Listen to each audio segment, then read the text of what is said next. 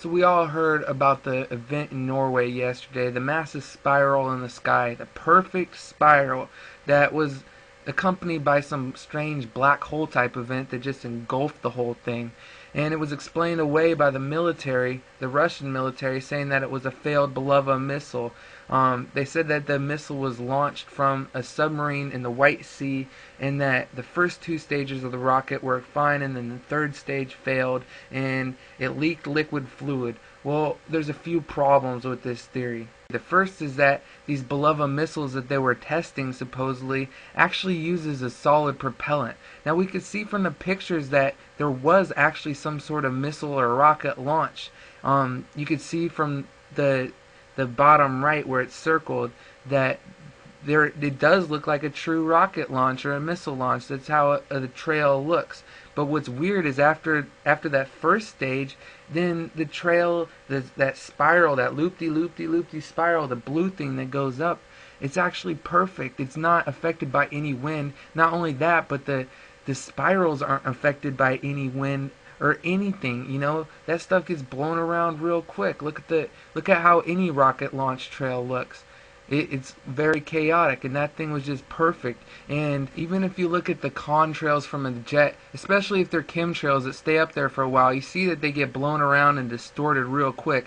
Now that spiral, it must have been hundreds of miles wide, because they say that it was launched from the White Sea, right? And it was just perfect. Completely perfect spirals. But that brings me to my next problem. They say it was launched from the White Sea, but the White Sea, as you can see from this picture, was a minimum of 500 or 600 kilometers away from where they saw it. Do you think that they'd be able to witness it that well, 500 600 kilometers away? And it had to have launched straight up, not towards Norway, because they say it didn't fail till the third stage. Also, any other time a rocket or a missile starts to fail, they blow it up right away so that it can't, do something crazy and go into the wrong country or something. That would be a disaster for them. They blow it up as soon as it starts to go wrong. This event lasted for minutes. So the truth of the matter is the White Sea was too far away for that event to have occurred there. Not only that, but you could see like the glow coming down from the spirals focusing in one spot. You can see the blue spiral, the loop-de-loop looking spiral coming down. It focuses at the same spot where it was launched on the ground. Obviously, that's some kind of focal lens pointing at the center of the spiral where the black hole starts to occur.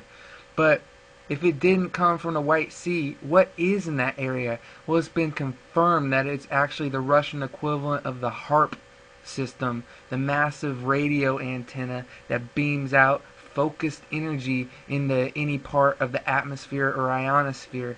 Now here's a theory from Cliff High, and this is what I think is most likely. Remember, the Copenhagen Treaty is going on next door, as well as Obama receiving the Nobel Peace Prize. It seems like this would be the perfect time for the Russians to display their superiority, their military might.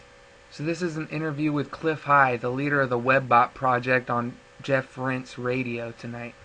Okay, and let's get right back to business with Cliff High, halfpasthuman.com. $10, The Shape of Things to Come, issue 3 is out now. Go get it. Alright, if you look at the top of my homepage, most of you have seen the picture, perhaps there or elsewhere. Norway, a truly bizarre apparition, as it were, in the sky, difficult to describe easily, so take a look at it. The Russians came out today, I guess around 24 hours after the original photographs began to run all over the internet, and said it was an out-of-control MIRV ICBM test.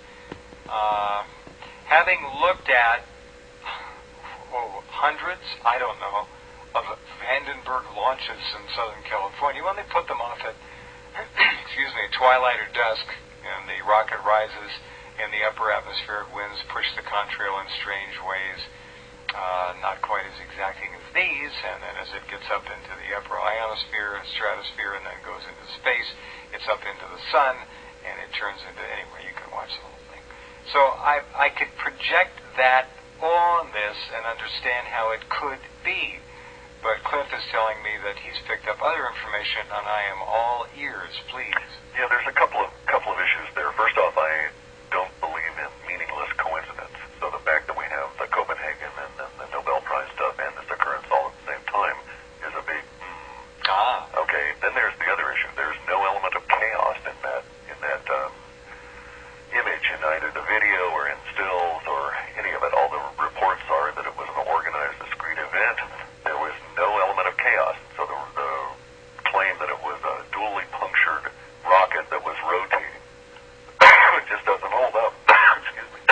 well, let me say one other thing quickly while you're clearing up there. I've watched, again, so many launches.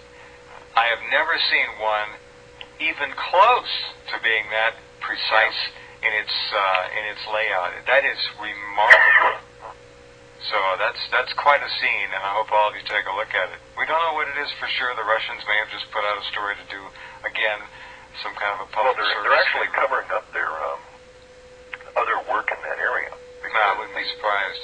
The source of this, the island for which the thing was theoretically aimed, is actually the source of one of their woodpecker installations, their H.A.A.R.P.